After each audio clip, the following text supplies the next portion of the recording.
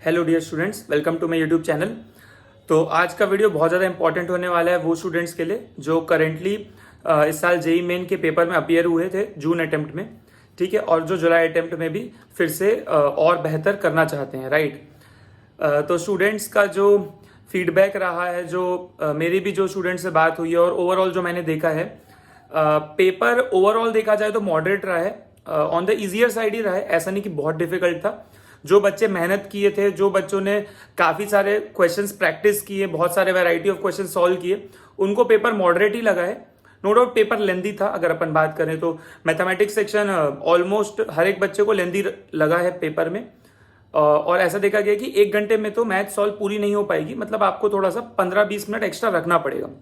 मतलब अगर अपन ऐसे बोले कि केमिस्ट्री का आप टाइम बचा सकते हो, केमिस्ट्री मोस्टली 45 मिनट्स में आप करके आप मैथ्स को टाइम देके मैथ्स पूरी तरीके से कर सकते थे, राइट। नो डाउट कुछ क्वेश्चंस लेंदी थे, बट वो होता ही है। मतलब ऐसा देखा गया है कि पिछले कुछ सालों में जेई मेंस में मैथमेटिक्स सेक्शन में कुछ क्वेश्चंस काफी लेंदी रहते हैं, तो जो कि टाइम टेकिंग होते हैं, तो उसमें कुछ बहुत नया देखने को नहीं मिला है, ठीक है।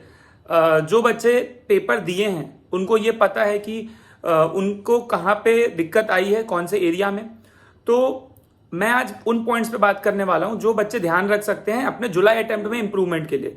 से जैसे कि अपन जानते हैं कि 24 जुलाई से ही सेकेंड अटेम्प्ट है, 24 जुलाई से 30 जुलाई के बीच में, ठीक है। वैसे 21 से होने वाला था, बट आई थिंक एनटीए ने 3-4 दिन का इसको पोस्टपोन किया है, तो 24 जुलाई से आपका सेकेंड अटेम्प्ट है, राइट। इंपॉर्टेंट चीज क्या है, जितने भी पेपर्स हैं जून अटेम्प्ट के वो आपको सॉल्व करने हैं, ठीक है। फिजिक्स, केमिस्ट्री, मैथ्स बहुत अच्छे से जितने भी पेपर्स आपके पास हैं आप पूरे सॉल्व करो, ठीक है। ऐसा नहीं कि उससे हो सकता है क्वेश्चंस रिपीट हो, ऐसी बात नहीं है, बट बात यह है कि कंसेप्ट्स और जो टाइप ऑफ क्वेश्चंस एनटीए पूछ रहा है उसका अपन को एक फेयर आइडिया आ जाएगा। और प्रैक्टिस तो ऑब्वियसली आपको करनी है, ठीक है।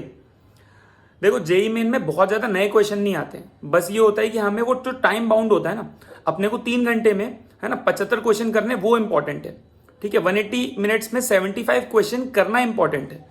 ऐसा नहीं कि उसमें आपको कुछ बहुत ज्यादा नया क्वेश्चन मिलेगा, आपको नया क्वेश्चन नहीं मिलेगा, बट आपको उसको टाइम बाउंड में करने आना चाहिए। ये इस पेपर की खास बात है। जैसे एडवांस में क्या होता है, अगर आप 50% भी कराओगे ना, 50% जो एडवांस में कर लेता है उसकी ऑलमोस्ट 3 डिजिट रैंक आ जाती है।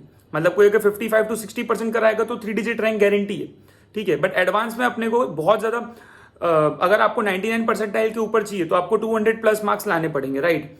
तो इस बात को ध्यान में रखते हुए एडवांस में आप मेंस में आपको स्पीड रखना बहुत ज्यादा मैटर करता है, ठीक है। तो अगर आप जून अटेम्प्ट के पेपर सॉल्व कर लोगे तो आपको बहुत अच्छा आइडिया लग जाएगा पेपर पैटर्न के हिसाब से। क्योंकि आप सिर्फ अपने अटेम्प्ट को मत देखो, आप अपने शिफ्ट के पेपर को सिर्फ मत देखो, आप बाकी शिफ्ट्स को भी एनालाइज करो प्रॉपरली। क्योंकि हर एक शिफ्ट में थोड़ा बहुत, जैसे किसी में फिजिक्स थोड़ी टफ हो सकती है, केमिस्ट्री आसान हो सकती है, किसी में वाइस वर्सा हो सकता है, तो वो आपको एनालाइज करना बहुत ज्यादा जरूरी है, ठीक है। तो ये चीज आप कर लेना सबसे पहले तो। अच्छा, जो लोग की कम परसेंटाइल आई है, मतलब मैं बोलूंगा जिनकी 90 परसेंटाइल से कम है, ठीक है, क्योंकि ऐसा देखा गया है कि जेई एडवांस का जो कट ऑफ जाता है वो ऑलमोस्ट 90 परसेंटाइल के आसपास जाता है ना। वो 91 भी हो सकता है, 87 भी हो सकता है, डिपेंड करता है ऑब्वियसली, है ना। बट आप देखो, अगर आपको एडवांस के लिए एलिजिबल होना है तो पहले तो आपको कट ऑफ क्लियर करनी पड़ेगी, ठीक है। और अगर आप जेई मींस में जो कट ऑफ रहती है एडवांस के लिए वो जस्ट क्लियर करते हो तो आपको ऑब्वियसली अच्छे एनआईटीज तो मिलेंगे नहीं, क्योंकि 90, मैं अगर आपको सही बताऊं तो 99.5 के नीचे कंप्यूटर साइंस बहुत अच्छे कॉलेजेस में नहीं मिलती है, ठीक है। और अगर टॉप एनआईटीज की बात करूं तो 98 के नीचे तो बहुत ही फिर लोअर एनआईटीज मिलेगी आपको, ठीक है। तो ऐसा मत सोचो कि बस मैं कट ऑफ निकालूं एडवांस की। कट ऑफ निकालने से कुछ नहीं होगा, क्योंकि एडवांस का कंपटीशन एक अलग लेवल पे चल रहा है। आप ऐसे समझो जो 96-97 परसेंटाइल के ऊपर हैं वही एडवांस के लिए अभी रेस में हैं।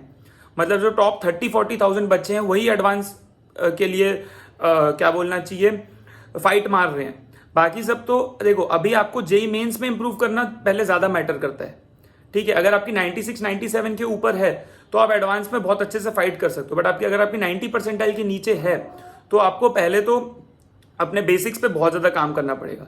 क्योंकि अगर आप ऐसे देखोगे कि 90 परसेंटाइल ऑलमोस्ट 80 to 90 मार्क्स में आ ही जाती है, अगर मैं एक अप्रॉक्स बात करूं तो आप सोचो ना, अगर आप 300 में 80 मार्क्स भी नहीं ला पा रहे हो तो आप एडवांस में कहां से रेस में रहोगे। तो अगर आपकी 90 परसेंटाइल से कम है तो कहीं ना कहीं आपको बहुत ज्यादा मेहनत करने की जरूरत है। आपको अपने फंडे क्लियर करने पड़ेंगे तो ही एग्जाम निकलेगा। क्योंकि देखो, पेपर अपने को अगर टॉप कॉलेज में टॉप ब्रांच चाहिए तो वो बहुत वन साइडेड मार्क्स लाने से ही मिलता है। ऐसा एक सेफ स्कोर लाओगे 92 93 परसेंटाइल पे कुछ मिलता नहीं है एक्चुअली में, आप समझ रहे हो। तो आपको एक वन साइडेड बहुत अच्छी परसेंटाइल लानी पड़ेगी अगर आपको अच्छी ब्रांच चाहिए, क्योंकि आज की डेट में अगर आप देखोगे कंप्यूटर साइंस की का स्कोप बहुत ज्यादा है, कोर ब्रांचेस थोड़ी सैचुरेटेड है, तो आपको टॉप ब्रांचेस के लिए ही फाइट करना है, वो ही ज्यादा मैटर करता है। ठीक है, तो उसके लिए ध्यान रखना बिल्कुल।